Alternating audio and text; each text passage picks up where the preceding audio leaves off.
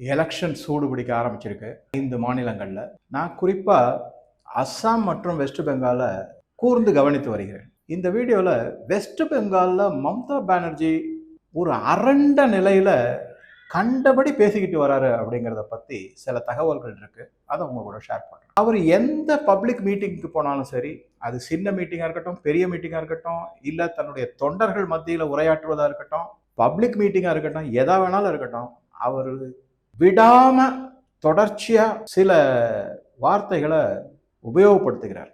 என்ன அப்படின்னு பார்த்தோம்னா, பிஜேபி கோ சக்கர் மார்னா ஹோகா தாக்கி சாரி ஜிந்தகி கோ போலே ஹம் பிஜேபி நைகரம் இப்படின்னு சொல்லியிருக்காரு. அதாவது என்ன அப்படின்னா, பிஜேபியை சிக்ஸர் அடிக்கிற மாதிரி அடிச்சு வெளியில தள்ளிடணும். அது எதுக்காக செய்யணும் அப்படின்னா, மக்கள் பிஜேபிக்கு ஓட்டு போடுறவங்க எல்லாருமே என்னுடைய வாழ்நாள்ல நான் இனிமே பிஜேபி பக்கமே போக மாட்டேன், அவங்களுக்கு ஓட்டே போட மாட்டேன் அப்படிங்கிறத ஒவ்வொரு பொதுக்கூட்டத்திலையும் தன்னுடைய தொண்டர்கள் நடுவுலையும் ரொம்ப ஆக்ரோஷமா தீவிரமா அதை எடுத்து சொல்லிட்டு வர்றாரு. இதை தவிர அடிக்கடி அவர் ஒரு யூஸ் பண்ற ஒரு வார்த்தை என்னன்னா, அது வந்து சோக்கா மேரே ஓகா அப்படிங்கிறது. சோக்கா அப்படிங்கிறது வந்து அது சக்கா அப்படிங்கிறது வந்து 6, அது ஹிந்தியில. பெங்காலில அந்த ப்ரொனன்சியேஷன் கொஞ்சம் மாறும். சோக்கா அப்படின்னா 6.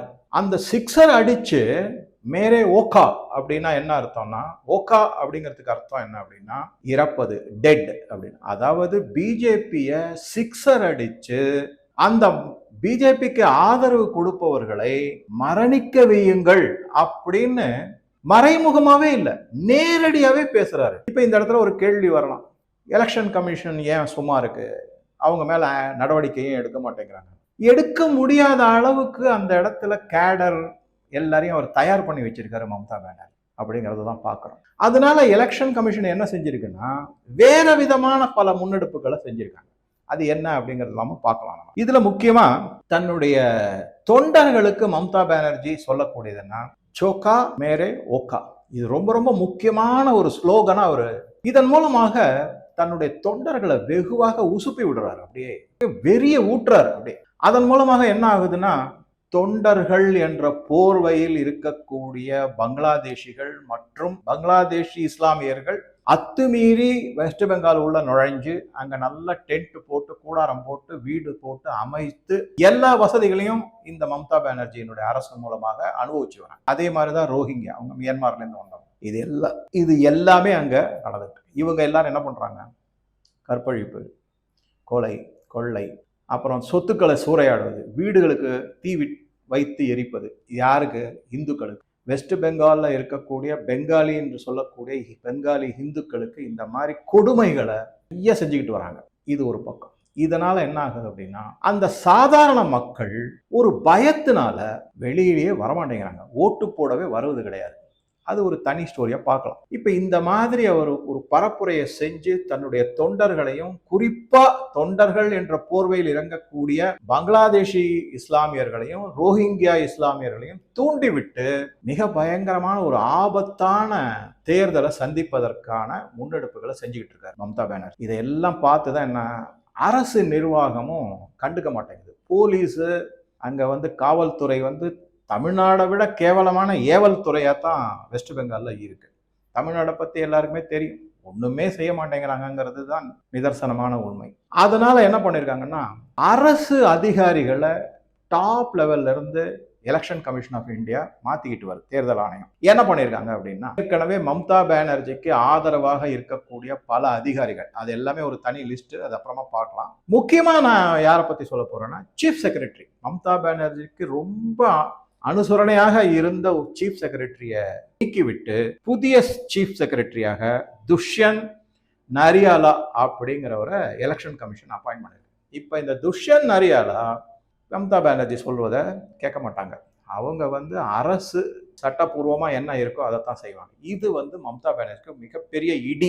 அந்த மாதிரி வரும்போது அவங்க என்ன பண்ணிட்டாங்கன்னா, தன்னுடைய நடவடிக்கைகள்லாம் இன்னும் அதிகப்படுத்துறாங்க. அதாவது இந்த ரோஹிங்கியா முஸ்லிமையும் அப்புறம் பங்களாதேஷில இருந்து அத்துமீறி இந்தியாவுக்குள்ள நுழைந்த முஸ்லிம்களையும் மிகப்பெரிய அளவுல தூண்டிவிட்டு இந்துக்களுக்கு எதிராகவும் பாஜகவுக்கு யாரும் ஓட்டு போடாத அளவுக்கும் நடவடிக்கைகளில் ஈடுபட்டிருக்காங்க. இது ஒரு பக்கம். போன ஒரு தேர்தலை நம்ம பார்த்தோம், அதாவது லோக்சபா தேர்தலையும் பார்த்தோம், அதுக்கு முன்னாடி இருந்த அசம்பிளி எலெக்ஷன்லையும் பார்த்தோம். 2021 அப்புறம் 24 இந்த 2 எலெக்ஷன்லயுமே நீங்க பாத்தீங்கன்னாக்கா அவருக்கு வந்து இந்த பிரசாந்த் கிஷோர் அப்படிங்கிறவர் தான் தேர்தல் ஆலோசகராக இருந்தார். அவர்களுடைய சில டிராமா அப்படின்னு சொல்லக்கூடிய வகையில நாடகங்கள்லாம் நடத்தப்பட்டது. அதுல ஒரு நாடகம் என்னன்னாக்கா தன்னுடைய கால்ல கீழே விழுந்து பிராக்சர் ஆகி அடிபட்டுட்டேன் அப்படின்னு சொல்லிட்டு ஒரு வீல் சேர்ல காலை தூக்கி மேல வச்சு அதுல முதல்ல சில வீடியோக்கள் எல்லாம் வலது காலில் அடிபட்ட மாதிரி பேண்டேஜ் போட்டுருக்கு. அப்புறம் சில நாள் கழிச்சு பார்த்தா அது இடது காலில் மாறி போயிடுச்சு. இந்த மாதிரி அந்த நாடகத்தெல்லாம் கண்டுபிடிச்சு அப்படி இருந்துமே அவர்கள் தேர்தலில் வெற்றி பெற்று வந்துட்டாங்க. அதுக்கு மெயின் காரணம் வந்து மக்களுடைய சிம்பத்தி ஒரு பக்கம். அதனாலதான் வந்து எந்த நடவடிக்கையும் அரசியல் தலைவர்கள் மேல எடுத்தா அந்த நடவடிக்கைகள் மூலமாக அவங்களுக்கு அனுதாப அலையாக மாறி ஓட்டு வந்து அவங்க வெற்றி பெற்று வருவார்கள். அதனாலதான் இந்த நடவடிக்கையை வேற மாதிரி எடுக்கணுங்கிறது இந்த வெஸ்ட் பெங்கால்ல பல விதமா அந்த மாதிரி பாஜகவும் மத்திய அரசும் எலெக்ஷன் கமிஷனும் செஞ்சுக்கிட்டு இருக்காங்க. பார்க்கலாம் எப்படி போகுது அப்படின்னு. இப்ப வந்து எந்த மாதிரி ஒரு டிராமா முன்னெடுக்க கூடும் அப்படின்றதுக்கான மம்தா பானர்ஜி தானே உதிர்த்த முத்துக்கள் மூலமாக சில தகவல்கள் நமக்கு கிடைச்சிருக்கு. என்ன மாதிரி இருக்குன்னா, எனக்கு ஏதாவது ஒரு ஆபத்து வந்தால், அதாவது மம்தா பானர்ஜி சொல்றாங்க, பப்ளிக் மீட்டிங்ல பேசும்போது சொல்றாங்க, எனக்கு எந்த விதத்திலேயாவது ஆபத்து வரக்கூடிய சாத்தியக்கூறுகள் அதிகமா இருக்கு, என் உயிருக்கு பாதுகாப்பு கிடையாது, எனக்கு என் உயிரை எந்த நேரத்து வேணாலும் எதிர்கட்சிகள் எடுத்து விடும் அப்படின்னு சொல்லிட்டு, அந்த மாதிரி என் உயிருக்கு ஏதாவது ஆபத்து விளைந்தால் அதற்கு முழு காரணம் பாரத பிரதமர் மோடி அவர்கள், நரேந்திர மோடி அவர்கள் தான் இதற்கு முழு பொறுப்பு ஏற்க வேண்டும் என் உயிருக்காக அப்படின்னு ஒரு ஸ்டேட்மெண்ட்டை கொடுத்திருக்காங்க. நரேந்திர மோடி அவர்களால மம்தா பானர்ஜிக்கு என்ன உயிருக்கு பாதுகாப்பு ஆயிடும்? உல்டா வந்து நரேந்திர மோடி அங்க போனா இவங்க தன்னுடைய இல்லீகல் இமிகிரன்ஸை வச்சு அவர் மேல ஏதாவது தாக்குதல் நடத்துறதுக்கு வேணா முயற்சி செய்வாங்க. கண்டிப்பா செய்யக்கூடிய சாத்தியக்கூறுகள் அதிகம்னு சொல்லலாம். தவிர பாரத பிரதமர்னால ஒரு ஸ்டேட் சீஃப் மினிஸ்டருக்கு எந்த மாதிரி உயிருக்கு, அதுவும் உயிருக்கு எப்படி ஒரு ஆபத்து வரும் அப்படிங்கிறது வந்து ஒரு குழப்பமான கான்செப்டா தான் நமக்கு படுது. ஆனா இந்த பரப்புரைய ரொம்ப பிரமாதமா எல்லா தொண்டர்கள் மத்தியிலையும் ரோஹிங்கியா இஸ்லாமியர்களுக்கும் அல்லது பங்களாதேஷி இஸ்லாமியர்கள் நடுவிலையும் பரப்புரை செய்யப்பட்டுள்ளது. சரி, இதை வச்சு பார்க்கும்போது போன தடவை டிராமா நிறைய பண்ணாங்க, நாடகம் பண்ணாங்க, காலை உடைச்சாங்க, கட்டு போட்டாங்க, சிம்பத்தி ஓட்டு வந்தது, அதை தவிர வந்து மற்ற ஓட்டுகளும் வந்தது, அராஜகத்தின் மூலமாக வெற்றி பெற்று விட்டார் அப்படிங்கிறது தான் முக்கியமான செய்தி. இப்ப இந்த மாதிரி இருக்கும்போது தனக்கு தானே, அதாவது ஆங்கிலத்தில் சொல்லுவாங்கல்ல செல்ஃப் இன்ஃபிளிக்ஷன், தனக்கு தானே ஒரு தண்டனையோ ஒரு மாதிரியோ ஒரு ஆக்சிடென்ட் உருவாக்கப்பட்ட ஆக்சிடென்ட்டோ ஏதோ ஒன்று செஞ்சு அதன் மூலமாக தான் ஏதோ தன்னை யாரோ கொலை செய்வதற்கு முயற்சி செய்து விட்டார்கள் அப்படிங்கிற ஒரு டிராமாவை கொண்டு வந்து அதன் மூலமாக மேலும் ஒரு அனுதாப அலையை உண்டு பண்ணி இந்த தேர்தலில் வெற்றி பெறுவதற்கான உத்திகளை மம்தா பானர்ஜி முன்னெடுக்க போறாங்க அப்படிங்கிற செய்தி கொஞ்சம் கொஞ்சமா இதை ரொம்ப கூர்ந்து கவனிச்சு, அதாவது இந்த read in between the lines மூலமாக வந்திருக்கிற தகவல் எனக்கு படுது. அந்த மாதிரி அவங்க சொல்லியிருக்கிற வார்த்தைகள்லாம் வச்சு பார்த்தா தனக்குத்தானே ஒரு விபத்தை ஏற்படுத்தி பாருங்க பாஜக வந்து என்னை கொல்ல பார்த்துக்கு அப்படின்ற அனுதாபலையை உண்டு செய்ய போறாங்கன்றது எனக்கு படுது. இது மாதிரி இது சாத்தியக்கூறுகள் அதிகமா இருக்கு. இது வேற விதமாகவும் அவங்க நேரேட்டிவை செட் பண்ணலாம், கொண்டு போகலாம், நடவடிக்கை எடுக்கலாம். இது ஒரு பக்கம் இருக்கு. இதுக்கு இன்னொரு பக்கம் என்ன அப்படின்னாக்க, பங்களாதேஷ்ல இஸ்லாமி அப்படிங்கிற அரசியல் கட்சி சமீபத்தில் நடந்த தேர்தலில் பலவித இடத்துல வெற்றி பெற்றிருக்காங்க. அந்த வெற்றி பெற்ற இடங்களை எல்லாம் நீங்க பங்களாதேஷ் மேப்ல பாத்தீங்கன்னா அந்த வெற்றி பெற்ற இடங்கள் அனைத்துமே வெஸ்ட் பெங்கால் பார்டரை ஒட்டி தான் இருக்கு. மற்ற இடத்துலதான் பங்களாதேஷ் நேஷனல் பிஎன்பி பார்ட்டி அவர் வந்து ரஹ்மான் அவர்கள் வெற்றி பெற்றிருக்காங்க. சரி, இந்த பார்டர் ஸ்டேட்ல இஸ்லாமி அப்படிங்கிற அரசியல் கட்சி வெற்றி பெற்றிருக்குன்னா என்ன சந்தேகம் வருது எனக்கு அப்படின்னா, ஒருவேளை இதே ரோஹிங்கியாஸும் பங்களாதேஷிஸும் அங்க போய் இந்த இஸ்லாமிக்கு கள்ள ஓட்டோ நல்ல ஓட்டோ எத்தையோ போட்டு தகுதித்தம் பண்ணி அங்க ஜெயிச்சிருக்காங்க அப்படிங்கிறது ஒரு முக்கியமான செய்தி. இப்ப என்ன ஆகுது, ஒருவேளை என்னுடைய சந்தேகப்படி மம்தா பானர்ஜி இஸ்லாமி பார்டர் ஸ்டேட்ல எல்லாம், வெஸ்ட் பெங்கால் பங்களாதேஷ் பார்டர் ஸ்டேட்ல எல்லாமே எல்லை பகுதிகள் எல்லாமே வெற்றி அடைந்திருக்க உதவி செய்திருந்தால் அவர்கள் மறு உதவி செய்வார்கள் மம்தா பானர்ஜிக்கு அப்படிங்கிறதும் என்னுடைய பார்வையில இருக்கு. இது இன்னொரு பாயிண்ட். இதுக்கு நடுவுல சில தகாத செயல்கள்லாம் செஞ்சிருக்காங்க. என்ன அப்படின்னா, அதாவது ஒரு மாநிலத்தின் முதல் மந்திரிக்கு உரிய அடிப்படையான கடமையை கூட அவங்க செய்ய தவறிட்டாங்க. அது வேணும்ட்டே திமிருத்தனமா செஞ்சிருக்காதான் எல்லாருக்குமே படுது. அது என்ன அப்படின்னு பாத்தீங்கன்னா, பாரத தலைவர் ஜனாதிபதி திருமதி முர்மு மேடம் அவர் வெஸ்ட் பெங்கால்ல கோஷிபன் அப்படிங்கிற ஒரு கம்யூனிட்டி, அவர் வந்து ட்ரைபல் கம்யூனிட்டி. அவங்களுக்கு வந்து பிதா நகர் அப்படிங்கிற இடத்துல வந்து ஒரு உரையாற்றுவதற்காக ஒரு நிகழ்ச்சியெல்லாம் ஏற்பாடு செய்யப்பட்டது. இது அரசியல் சார்ந்த நிகழ்வே கிடையாது. ஏன்னா ஜனாதிபதிக்கு வந்து எந்த கட்சிக்குமே அவங்க ஆதரவு கொடுக்க மாட்டாங்க, எதுலையும் மெம்பராகவும் இருக்க மாட்டாங்க. இது அரசியல் அல்லாத ஒரு நிகழ்வாகத்தான் நம்ம பார்க்கணும். சரி, இந்த மாதிரி சமயத்துல இவங்க மம்தா பானர்ஜி புரோட்டோகால் எதையுமே கடைபிடிக்காம முர்மு மேடம் மிகப்பெரிய அவமரியாதை செஞ்சிருக்காங்க. அதை வந்து சாதாரணமா ஜனாதிபதியா இருக்கிறவங்க எல்லாம் ஒரு மாதிரி அந்த அது என்ன சொல்றதுன்னா ஒரு மெக்னானிமிட்டி இல்ல ஒரு மெச்சூர்டு பிஹேவியர் அப்படின்னு சொல்லுவாங்க இல்லையா, முதிர்ச்சி அடைந்த ஒரு பிஹேவியர் இருக்கும். அதன் மூலமாக அவங்க இதை பத்திலாம் அதிகமா விமர்சனம்லாம் வைக்க மாட்டாங்க. ஆனா முர்மு மேடம்க்கு நடந்த ஒரு கொடுமையான செயல்னால அவங்க என்ன பண்ணிட்டாங்க அப்படின்னா வெளிப்படையாவே இந்த பொதுக்கூட்டத்துல சொல்லிட்டாங்க, இந்த மாதிரி இவங்க செஞ்சிருக்காங்க, இது மிக மிக தவறு அப்படிங்கிற மாதிரியே சுட்டி காமிச்சிருக்காங்க. எதனால அவங்க அந்த மாதிரி செஞ்சிருக்காங்க? அந்த அளவுக்கு மம்தா பானர்ஜி மேல என்ன ஒரு வெறுப்பு வரும் அப்படின்னா,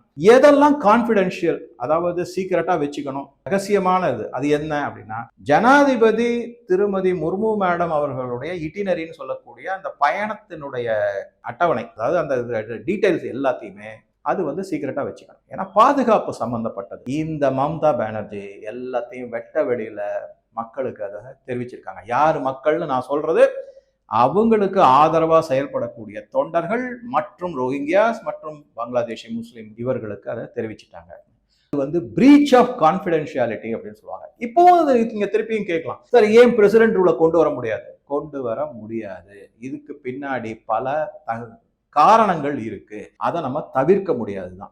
சரி, இன்னொரு விஷயம் பாருங்க, இந்த மாதிரிலாம் நடந்துட்டு இருக்கும்போது எலெக்ஷன் கமிஷனுக்கு எதிராக கேஸ் தொடுத்திருக்காங்க. தலைமை தேர்தல் அதிகாரி ஞானேஸ்வர் அவங்க மேல இம்பீச்மெண்ட் மோஷனை ராகுல் காந்தியும் மம்தா பானர்ஜியும் சேர்ந்து பார்லிமெண்ட்ல கொண்டு வந்திருக்காங்க. அது ஒரு பாயிண்ட். இப்ப இவருக்கு எதிர்த்து இந்த எஸ்ஐஆர்னு சொல்லக்கூடிய special intensive revision of voters list இருக்குங்களா, அதை எதிர்த்து கோர்ட்ல கேஸ் போட்டிருக்காங்க. நல்ல கவனிங்க, மக்களுடைய வரிப்பணம் அபிஷேக் மனு சிங்விக்கு 4.62 கோடி அவருக்கு ஃபீஸா கொடுத்துருக்காங்க. அதே மாதிரி கபில் சிபலையும் அப்பாயின்ட் பண்ணிருக்காங்க. அவங்களுக்கு 3.16 கோடி ஃபீஸா வக்கீல் சம்பளமாக கொடுக்கப்பட்டிருக்கு. இதெல்லாம் மக்களோட கிட்டத்தட்ட மொத்தமா எடுத்து பாத்தீங்கன்னா 8 கோடி ரூபாய். சும்மா ஒரு சாதாரணமா எலெக்ஷன் கமிஷனுடைய நடவடிக்கைக்கு எதிராக இவங்க இந்த மாதிரி கேஸ போட்டு அராஜகம் பண்ணிட்டு இருக்காங்க அப்படிங்கறதை பார்க்கலாம். இதுக்கு நடுவில் இந்த எலெக்ஷன் கமிஷனுடைய கேஸ பத்தி சுப்ரீம் கோர்ட்ல வந்தபோது தானே எதையோ பெரிய மேதாவி மாதிரி தானே வக்கீல் மாதிரி வாதாட உடனே அங்க இருக்கிற தலைமை நீதிபதி சூரியகாந்த் அவர்கள், உங்களுடைய வக்கீல்கள் தான் இங்க வாதாடணும், நீங்க பேசாம உட்காருங்க அப்படின்னு சொல்லி மண்டையில தட்டி உட்கார வச்சுட்டாங்க. இந்த மாதிரி எல்லாம் இது ஆக்சுவலா என்னன்னாக்க தமிழ்ல நிறைய சில படங்கள்லாம் நீங்களே பார்த்துருப்பீங்க. நான் வந்து வெறும் ரிவ்யூ படிக்கிறதோட சரி, படங்கள் அதிகமாக நான் பார்க்க மாட்டேன். துரந்தர் இருக்கு, பார்த்துருக்கேன். பார்ட் 1 பார்ட் 2 இருக்கு, சரி வந்திருக்கு. இன்னும் ஒரு முறை பார்க்கணும். எனக்கு ஒரு தரம் பார்த்துருக்கேன், இன்னும் ஒரு முறை பார்த்து அதை நல்லா உள்வாங்கணும் அப்படிங்கிற இது அவா இருக்கு. சரி, அதை பற்றி ஃபர்தராக நிறைய டீட்டெயில்ஸ்லாம் இருக்கு, அதை நம்ம டிஸ்கஸ் பண்ணோம். இவங்க என்ன பண்ணாங்கன்னா, இந்த தமிழ் சினிமாலலாம் நீங்கள் பார்த்தீங்கன்னா ஒரு யார் பாதிக்கப்பட்டாரோ அவரே வக்கீல் மாதிரி வாதாடும். வந்து அதுக்கு நிறைய ரூல்ஸ் ரெகுலேஷன்ஸ்லாம் இருக்கு. இதெல்லாம் வந்து இப்ப கட்சி ஆரம்பிச்சிருக்கிற நடிகர் செஞ்ச கூத்து. இது மாதிரி மக்கள் எல்லாம் என்ன நினைச்சிருக்காங்க, நாமளும் அதே மாதிரி செய்யலாம் அப்படிங்கிற மாதிரி இறங்கிட்டாங்க. அதெல்லாம் ரொம்ப தவறு, அவ்வளவு சீக்கிரமாலாம் செய்ய முடியாது அப்படிங்கிறது தான் முக்கியமான செய்தி. ஸோ இப்போ இதை தவிர இன்னும் ஒரு முக்கியமான ஒரு மூக்குடைப்பு நேர்ந்திருக்கு மம்தா பானர்ஜி. அவர் என்ன பண்ணிட்டாருன்னா, ஒரு பிரதர் அப்படின்னு சொல்லக்கூடிய, அதாவது ராமகிருஷ்ணா மிஷன்ல சன்னியாசிகளா இருப்பாங்க, அதுல ஒருத்தர் வந்து ஒரு சன்னியாசிய மேடை மேல ஏற்றி, இதை பாருங்க இவர் ராமகிருஷ்ணா மிஷன் சேர்ந்தவர், எஸ்ஐஆர்னால இவர் பாதிக்கப்பட்டிருக்காரு, இவருடைய பேரே இல்ல, அதனால மிகப்பெரிய பாதிப்புக்கு உள்ளாயிருக்காரு. இந்த மாதிரிதான் பல பேரை வந்து எடுத்துட்டாங்க, அதிகாரிகள்லாம் மாத்திட்டாங்க, ஃப்ரீ மூவ்மெண்ட், மக்களுக்கு வந்து நடமாட்டமே தடைபட போகுது, அது இது நிறைய கதையெல்லாம் சொல்லி அவரை மேடையில ஏற்றி மக்கள் கிட்ட ஒரு அனுதாபத்தை சம்பாதிப்பதற்கான வழியை தேர்ந்தெடுத்திருக்காரு. அந்த மாதிரி செஞ்ச போது உடனேயே என்ன ஆயிடுது, அன்னைக்கு மாலையிலேயே ராமகிருஷ்ணா மடத்துல இருந்து ஒரு செய்தி வந்திருக்கு. இவங்க சொல்றது என்னன்னா, இவர் மினாகான் அப்படிங்கிற இடத்துல இருக்கக்கூடிய ராமகிருஷ்ணா மிஷனுடைய பிரான்ச் கிளை அலுவலகத்துல இருக்கக்கூடிய சன்னியாசி அப்படின்னு சொன்னதை ராமகிருஷ்ணா மிஷன் என்ன பண்ணிருக்காங்கன்னா, மீனாகான்ற இடத்துல எங்களுக்கு கிளை அலுவலகமே கிடையாது, இந்த மாதிரி ஒரு சன்னியாசி எங்களுக்கு கிடையாது அப்படின்னு சொல்லி மம்தாவோட முகத்திரை கிழிக்கப்பட்டுள்ளது. இந்த மாதிரி பல விதமான தகுடுதத்தங்களையும் இதையும் அவங்க பண்ணிக்கிட்டு இருக்காங்க. எங்க கொண்டு போய் முடிய போகுதுன்னு தெரியல. இதை தவிர இன்னும் பல தகவல்கள்லாம் வந்திருக்கு, அதை இன்னொரு வீடியோல இன்னும் கொஞ்சம் விளக்கமா உங்க கூட ஷேர் பண்றேன். இந்த வீடியோவை பத்தி உங்க கருத்துக்களை தெரிவிக்கவும் நன்றி, வணக்கம்.